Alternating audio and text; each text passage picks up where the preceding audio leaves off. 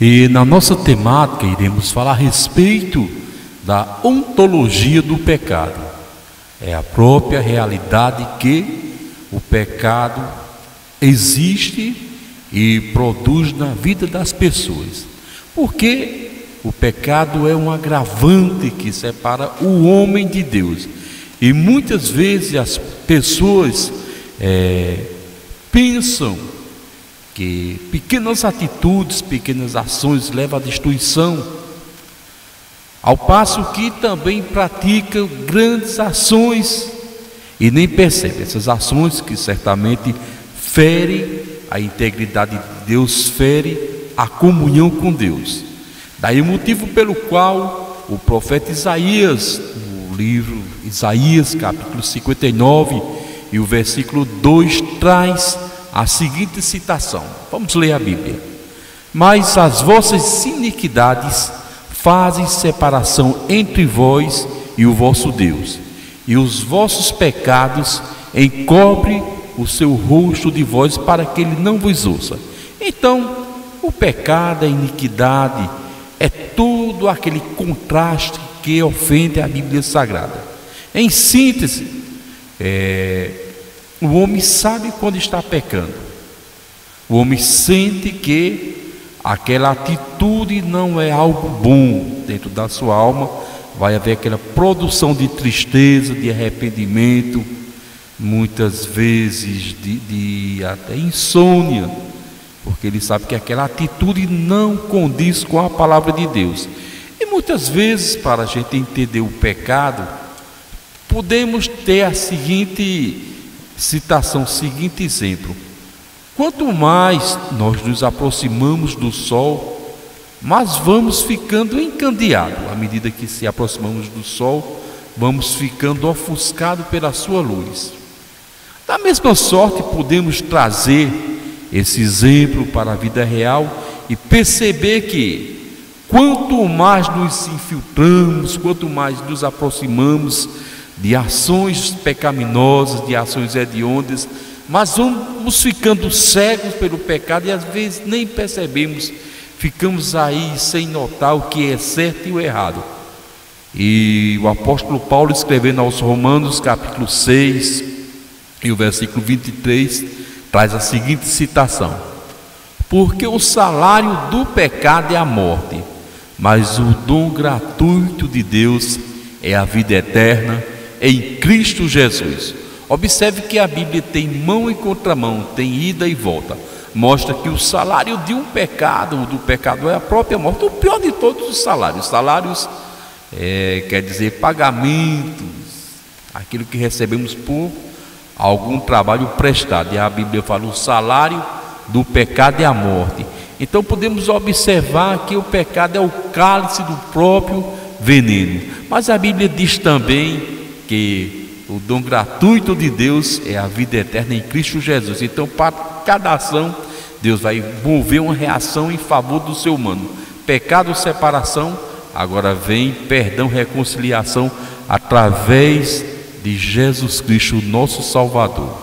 E quando falamos em pecado, falamos em escravidão, em prisão espiritual, nos vem à cabeça, à nossa mente, que até o ano de 1888, o Brasil colônia, os negros eram escravizados, eram torturados, não tinham salário, era aquele sofrimento. Mas uma pessoa chamada Princesa Isabel assinou a Lei Áurea, a Lei de Ouro, na qual dizia que os negros estavam sendo ali abolidos, eles não eram mais escravos. Se entrarmos no âmbito espiritual, percebemos que durante toda a história, durante todo o percurso do ser humano na face da terra, ele foi escravizado por Satanás. De 1888 até os dias atuais, os negros não são mais escravos, mas em relação ao pecado, o homem continua sendo escravizado. Só que há mais de 2000 anos atrás, Jesus Cristo assinou o nosso armistício, o nosso tratado de paz com Deus, Vimos em Isaías que os nossos pecados fazem separação, é uma barreira, mas Jesus assinou esse tratado de paz, nos tirando da escravidão. É escravo do pecado, é escravo de Satanás quem quer, porque quem aceita Jesus não precisa mais ser escravizados. E em Princesa Isabel, 1888, foi assinado com uma caneta de ouro, uma pena de ouro, daí porque foi chamado de Lei Áurea. Mas quanto à nossa libertação espiritual, foi assinada com o sangue de Jesus, mais precioso do que canetas de ouro, do que qualquer coisa corruptível. Então, no Evangelho de João, capítulo 8, versículo 34, vamos entender bem aberto o que estamos falando. Todo aquele que pratica o pecado é do diabo. Para isso o Filho de Deus se manifestou, para destruir as obras do diabo, ou seja, as obras de Satanás.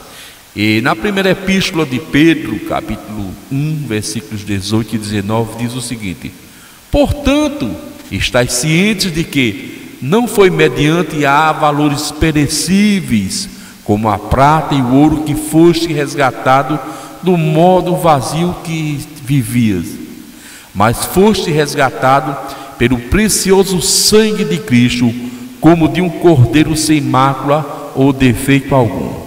Então, observe que não foi a caneta de ouro, não foi uma lei humana, mas foi o sangue precioso de Cristo. É tanto que na epístola de João diz, capítulo 1, versículo 7, primeira epístola de João: se andarmos na luz como na luz ele está, temos comunhão um com os outros, e o sangue de Cristo nos purifica de todo o pecado. Então observe que é vitória total. E a fonte de todo o pecado é o resultado negativo, individual da vida de cada uma pessoa, da minha, da sua.